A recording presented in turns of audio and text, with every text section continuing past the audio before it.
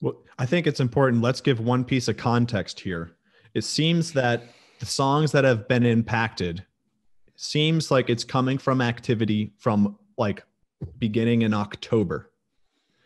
So you go October, November, December. Now all of a sudden January 1st. Well, guess what? Quarter's over. How do they pay out royalties in the music business and on Spotify? Quarterly. So if they're tracking this October, they're doing the math on, hey, this is what the royalty payments are going to be. The question is, when does Spotify pay Distrokid for these royalties for the quarter? So because now it's kind of if there's something going on like this, you got to follow the money. And where is the money? Distrokid, it's interesting. One thing we need to point out here is, why is Distrokid seeming to be the big one? If they're going distributor by distributor, I think that's very unlikely. But let's say that's the case. Why Distrokid first? Well, they don't get paid on royalties compared to CD Baby, who's making 9% of the royalties that you as an artist are generating. United Masters, they're making 10% off of the that come into their platform. AWOL takes 15%, I think. There's a bunch of distributors that have different payment options, and a lot of artists think that that's the way to go for them, and that's fine. But why Kid first? Because think about it. Allege or connect some dots. If I'm United Masters and Spotify says, hey, we're going to take down 100,000 of the songs that are on your platform on January 1st, because like Distrokid said, they're tracking it all and they're giving us information and we have it down. Well, when did they tell you? Was it December 31st and you just took it down January 1st? Or what was the thought process? Why wasn't anyone told? But if I'm United Masters, I'm Steve Stout, right? And Spotify sends us a big message. Hey, 100,000 of your songs are going to be taken down on January 1st. Well, guess what? That's 100,000 little songs that are all making me little bits of money here and there. 10% on every stream that comes in. 100,000 songs times 10%. They're going to make major pushback, Spotify, from a United Masters, from a CD Baby. Because why? Companies are making the money off of the royalties. If all of a sudden Spotify removes 100,000 of their little money makers, maybe none of them are making $100,000, but they're all a few pennies, a few bucks a month. That if each of those songs is making $4, think of how much money that is every month, every year. So it's an interesting couple of dots that Distrokid, although the largest distributor, they are mainly the big one that doesn't make royalties. They just get the subscription fee from you at the beginning. So you've already paid your subscription. You're in for the year. They take your music down. They're not giving you your money back. But why? Because, well, it's not our fault. It's artificial streaming. So now any of the songs that generated royalties from October to December 31st, if that's that's a pretty convenient cutoff date, January 1st, all of a sudden a bunch of songs come down at the end of the quarter. When does Spotify pay out the money to DistroKid? There are a lot of artists we're seeing online. Go to Twitter, go to Facebook, go to Reddit. Look at all the artists who had, hey, I had $4,000 royalties coming in and you're not paying me. Hey, I had $6,000. I saw $6,000 somebody had today. Where's that money? What about royalties? That song, how far back, say a song that had 1 million streams that came in the life of the songs, hypothetically over 2 years. Well, how far back are you going to say these are all fake? Is it just the ones in October? Well, where do I lose all my money? None of these questions have been answered. So there's just a lot of dots here. And the more dots there are, the less of a coincidence it is, if you ask me. So there's a piece of information that I think because it's the time frame here seems to be from October to end of December. Something in there, they're tracking, wow, how convenient that the year's over, the quarter's over. Where is this money that was going to be exchanged hands here? Yep. And yep. So that does feed into what I think may have happened here. That's about the time period we're talking that there's money. They pay out 3 to 4 months after the stream occurs. Distrokid will pay the artist. If the streams occurred in October and you're seeing the streams every day, so you can see how many streams you had and what you're about to be paid. Mm-hmm. If they didn't have an intention on paying you that money, though, they were tracking that from that time. If they knew, hey, these 100,000 songs, we're taking them down.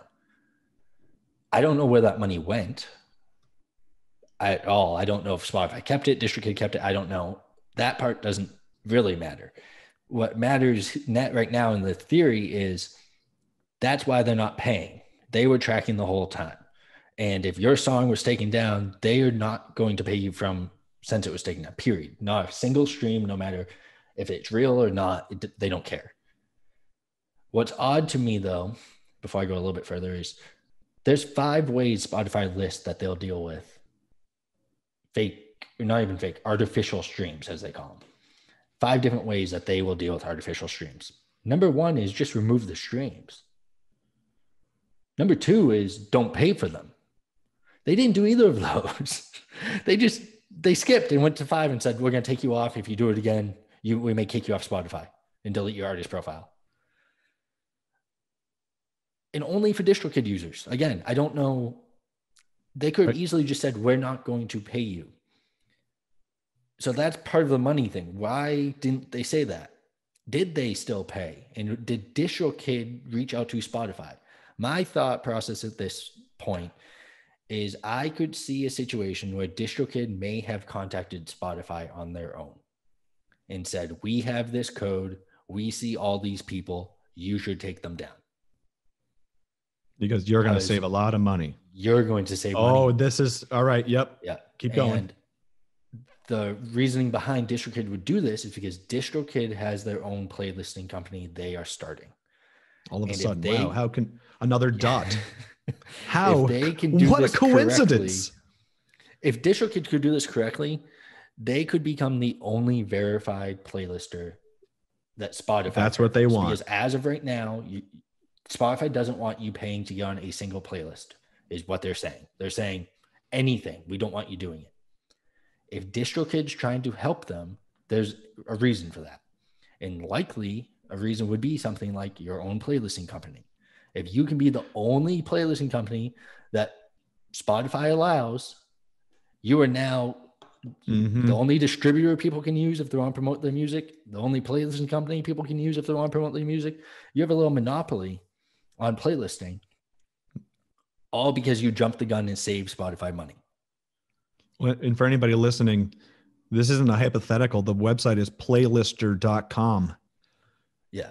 It says something they've like, been posting about it. This was like, they started tweeting this, I think 3 months ago, which is just in line with everything else we're talking about. Like, this isn't really.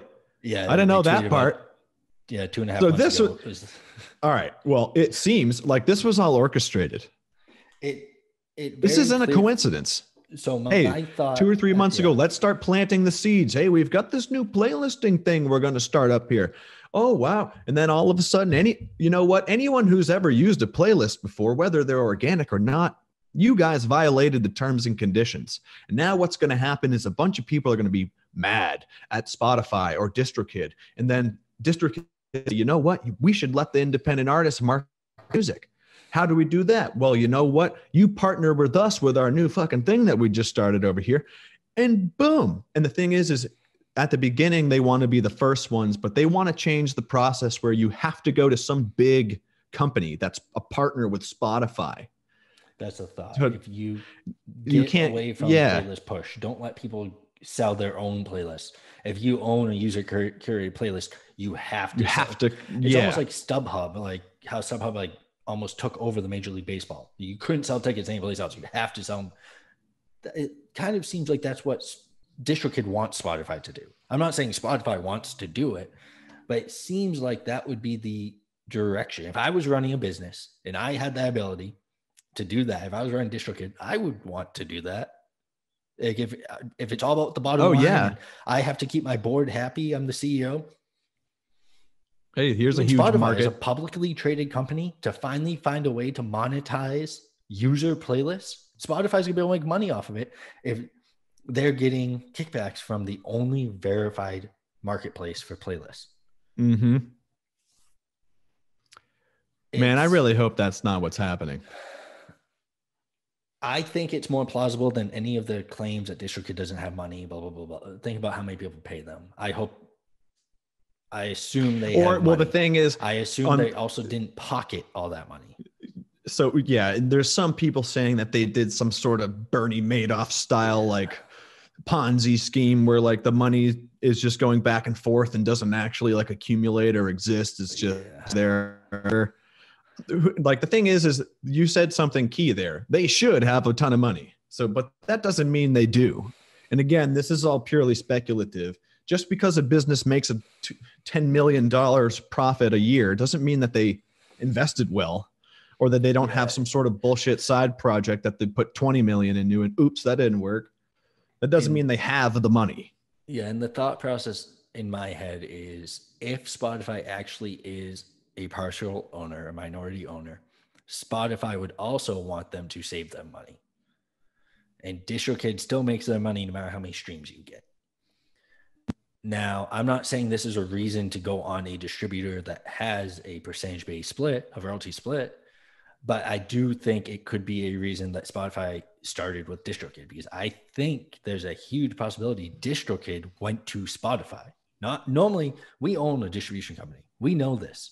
So Spotify comes to us. He goes, hey, we're going to take this down unless you can do this. Oh, okay. Thanks for letting us know. And then we tell them. We don't go to Spotify.